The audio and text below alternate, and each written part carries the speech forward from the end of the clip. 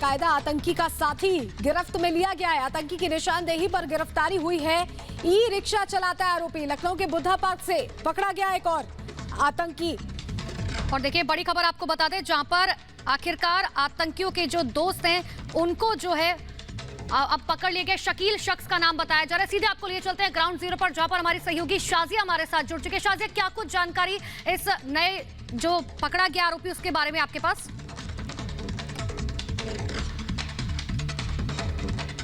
पहले करीब यहां से एटीएस की टीम रवाना हो चुकी है, लेकिन बड़ा अपडेट ये है कि जनता नगर कॉलोनी में इस समय हम मौजूद हैं, जहां पर शकील का परिवार रहता है। यहां से उसकी धरपकड़ नहीं हुई है, यहां से उसको हिरासत में नहीं लिया गया है, बल्कि उसको बुद्धा पार्क से हिरासत में लिया गया है। बुद्धा पार्क यहां से बहुत नजदीक है, वहीं पर उसका बैटरी रिक्शा खड़ा हुआ था और वहीं पर से उसको उठाया गया है। फिलहाल घर के बाहर की तस्वीरें मैं अपने दर्शकों को दिखाना चाहूंगी। ये गली है और इसी गली के भीतर ये जो दूसरा मकान आपको नजर आ रहा है, ये मकान, इसका दरवाजा तीसरा मकान बताया जा रहा है आगे का, इसी घर में शकील का परिवार रहा करता है। यहीं पर एटीएस की टीम पहुंची थी। इसी देखिए हम आपको ये जानकारी दे दें कि दरअसल एक और शख्स की गिरफ्तारी हुई। अलकायदा आतंकी का ये साथी बताया जा रहा है शकील, जिसको गिरफ्तार किया गया। आतंकी की निशानदेही पर जो है गिरफ्तारी हुई है। साथ ही ये जो आरोपी है दरअसल ये ई रिक्शा चलाता था और गली के बाहर ही ये खड़ा था जिस वक्त एटीएस की टीम वहां पहुंची और वहीं से उसे जो है पकड़ा गया। लखनऊ के बुद्धा पार्क से इसकी गिरफ्तारी हुई है और आपको बता दें कि दरअसल शख्स का नाम शकील बताया जा रहा है।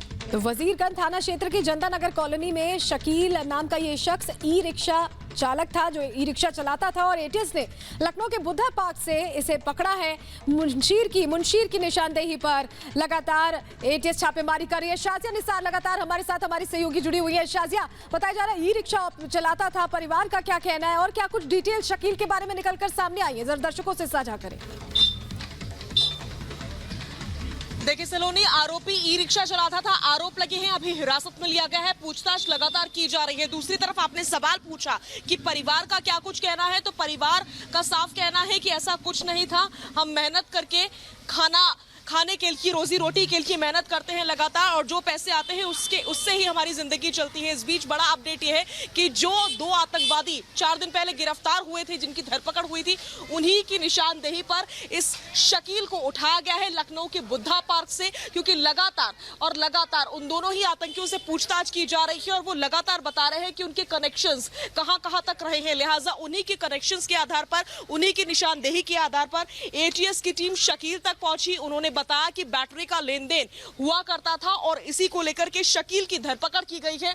उसके रिक्शा के साथ में उसकी धरपकड़ हुई है। बुद्धा पार्क यहां से बहुत नजदीक है, करीब 5 से 7 मिनट का रास्ता होगा बुद्धा पार्क का, यहीं पर से, और वहां से उसकी धरपकड़ हुई है। फिलहाल उसके घर पर उसका पूरा परिवार मौजूद है। परिवार लगातार मना कर रहा है, लेकिन बिल्कुल शाजिया, और देखिए ना, ये समझने की भी जरूरत है। अब जब 2 आतंकवादी गिरफ्तार किए गए हैं और जब उनसे पूछताछ की जा रही है, अब शकील की गिरफ्तारी हुई है, अब उससे जो है पूछताछ की जाएगी तो और भी तार निकलकर सामने आएंगे कि आखिर लखनऊ जो है, लखनऊ में कहां तार जुड़ रहे थे। तो देखिए लगातार आपको सबसे पहले एक खबर बताते हैं कि आखिर खबर क्या है, क्योंकि 2 आतंकवादी जो गिरफ्तार किए गए थे उनसे जब एटीएस लगातार पूछताछ कर रही है, उन्होंने एक नए शख्स का नाम लिया जिसका नाम शकील बताया जा रहा है, जिसकी गिरफ्तारी जो है हो चुकी है और अब उससे जो है पूछताछ की जाएगी। देखिए अलकायदा में कैसे एंट्री होती थी, इसको भी हम आपको ग्राफिक्स के जरिए आसान शब्दों में समझा रहे हैं कि आखिर किस तरीके से लोगों को अपने साथ जोड़ते थे, उनका ब्रेन वॉश करते थे। तो देखिए बड़ी खबर यह है कि शकील को गिरफ्त में लिया गया है, उससे अब पूछताछ होगी और कौन से लोग हैं जो कि कहीं ना कहीं मिन्हाज और मसीरुद्दीन से कनेक्टेड थे, उनसे अब जानकारियां जुटाने की कोशिश एटीएस करेगी। और देखिए बड़ा अपडेट यह है कि हिरासत में लिया गया है, पूछताछ जारी है। अलकायदा आतंकी का ये साथी हिरासत में लिया गया है। शाजिया निसार का रुख कर लेते हैं, हमारी सहयोगी लखनऊ से लगातार जुड़ी हुई है। शाजिया, हिरासत में लिया गया है, देखिए लगातार पूछताछ चल रही है। पश्चिमी उत्तर प्रदेश में रिपब्लिक भारत ब्रेक भी कर रहा है लगातार कि छापेमारी की कार्रवाई चल रही, जो और साथी है उन्हें जल्द से जल्द पकड़ने की कोशिश है। शाजिया, बिल्कुल एक नहीं बल्कि कई जगहों पर छापेमारी हो रही है और ये बात तो 3 दिन पहले ही सामने आ चुकी है कि आतंकवादियों के निशाने पर न सिर्फ लखनऊ, काशी, मथुरा नहीं थे बल्कि कई जगह थी, कई जगह संवेदनशील मानी जा रही है और इसीलिए पश्चिमी उत्तर प्रदेश के 10 से ज्यादा जिलों में लगातार छापेमारी हुई और इस बीच उन्हीं की निशानदेही पर अब शकील को भी उठाया गया है। शकील से पूछताछ हो रही है, लगातार पूछताछ की जा रही है और शकील से पूछताछ के बाद जाहिर तौर पर बड़े खुलासे होंगे, कई और कनेक्शन सामने आ सकते हैं। परसों आपको याद होगा कि कश्मीर से जो खबर मिली थी 11 आतंकी कनेक्शन सामने आए थे। इस बीच बिहार को भी अलर्ट मोड पर डाला गया, पूरे उत्तर प्रदेश में अलर्ट लगा दिया गया है। बिल्कुल शाजिया, और देखिए ना जो खुलासे लगातार हो रहे हैं उसमें ये बात भी निकलकर सामने आ रही है कि ईद से पहले जो है बड़े धमाके की साजिश थी लेकिन आखिरकार जो है उसे नाकाम कर दिया गया। अब देखिए दर्शकों को ये समझाते हैं कि आखिर सीएम योगी आदित्यनाथ ने क्योंकि कल ही साफ कर दिया था कि आतंक के प्रति जीरो टॉलरेंस की नीति हम लगातार अपना रहे हैं। आपको सुनाते भी हैं कि आखिर उन्होंने क्या कुछ कहा था। कि जनता के द्वारा इस प्रकार की सूचनाएं देना कि हमारे यहां कुछ संदिग्ध लोग कुछ गतिविधियों में लिप्त हैं, थोड़ा इन पे निगाह रखने की आवश्यकता है और इतना पर्याप्त था।